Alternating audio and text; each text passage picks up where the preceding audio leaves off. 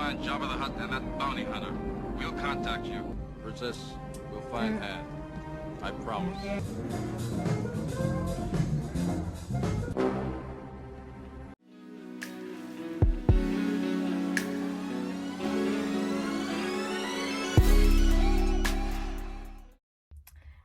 Hi everyone, this is OG Star Wars, and I just wanted to talk a little bit more about Lando Calrissian and the, I guess you could say, abomination or the disconnect Disney Star Wars has with his character in the comics related to him between Empire Strikes Back and Return of the Jedi.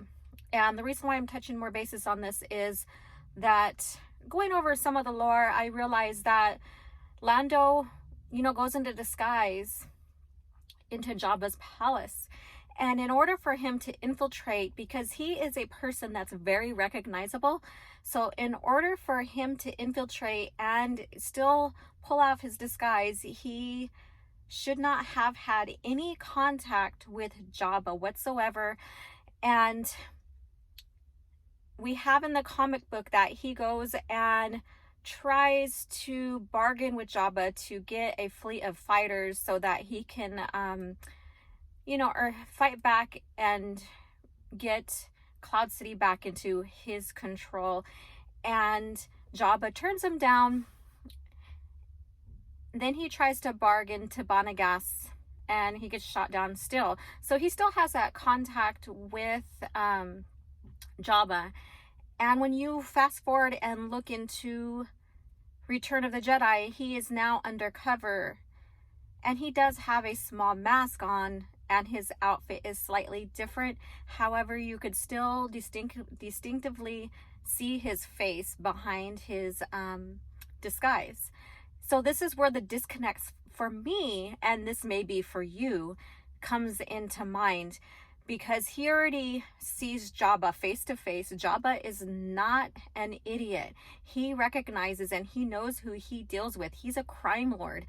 And so for him to go in there and want to seek out, and bargain with Jabba so he can get Cloud City back, and then in return, gives Jabba and the Empire Rebel Alliance key information, you would think Jabba would recognize him in his disguise as he is, handling, Luke, Leia, and other business in the palace. I can't believe that he simply went in there not being recognized by anyone in Jabba's palace.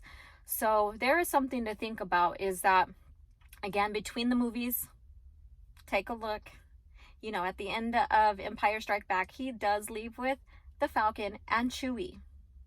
And in Disney lore now, he goes and pursues Jabba for, help and aid and bargains, and he ends up betraying, Luke, Leia, and Chewie. And in Disney lore, or not Disney lore, in the original lore, he has really no contact with Jabba whatsoever. He is able to penetrate Jabba's palace in his disguise.